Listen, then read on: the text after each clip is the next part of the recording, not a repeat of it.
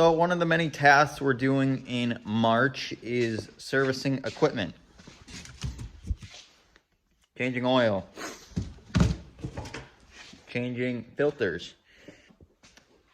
And they're tedious tasks that we do year after year, and it's something we kind of just get used to. But the big thing is maintaining our equipment so it'll last year after year. This tractor right in front of me is from 1959, I think. So you do the math on how old this is. But simple things like changing the oil, checking the tire pressure, making sure the thing's not leaking oil everywhere, which these are old, so they all do anyways. But, keeping up tabs with them, making sure their motor's running right, making sure there's oil in the motor, making sure it's got enough antifreeze, things aren't leaking, the battery's charged. Because in the summer, yes, we do get breaks consistently. It's old equipment, it's getting beat up in the fields, you name it. But taking some extra time this time of year when we have time to go through everything, make sure things are tight, make sure fittings are greased, like I said, air in the tire. We'll save those headaches in July and August when we don't have time to sit here and change the oil or you name it. Granted, things break down. Last year, our main tractor blew one of the main parts of the engine that make it spin and produce oil into the engine.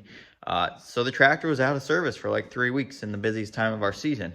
And you say, well, what do you do about that?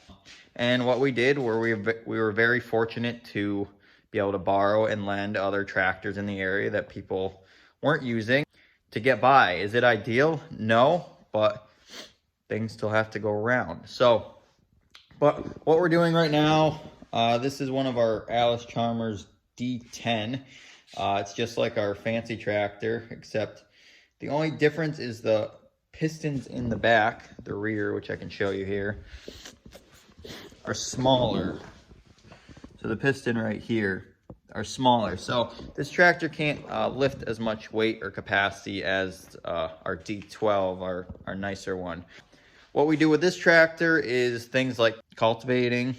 We do a lot of cultivating with this tractor. We set up systems for our plastic ripping with this to rip up drip tape.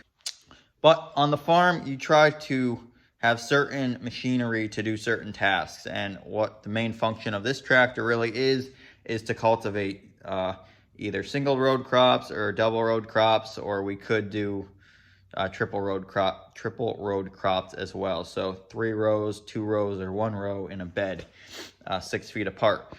And these are really cool because they're set up with these.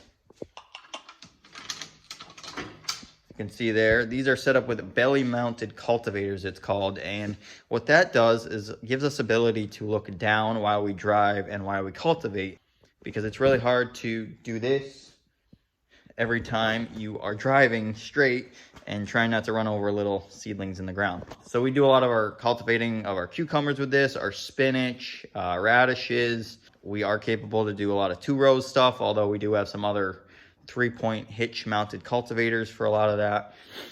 And this tractor's not pretty. It's not in good shape. It's been beaten around, but it runs, it works, it starts every time. We just changed the alternator on it because it wasn't charging. So although these are really old tractors, they have a lot of life left in them, especially if you keep up with them. Throw a slap of paint on them every couple of years. Make sure the oil's changed. If it needs gaskets replaced or valves in the engine, possibly do it, and it'll be worth your time.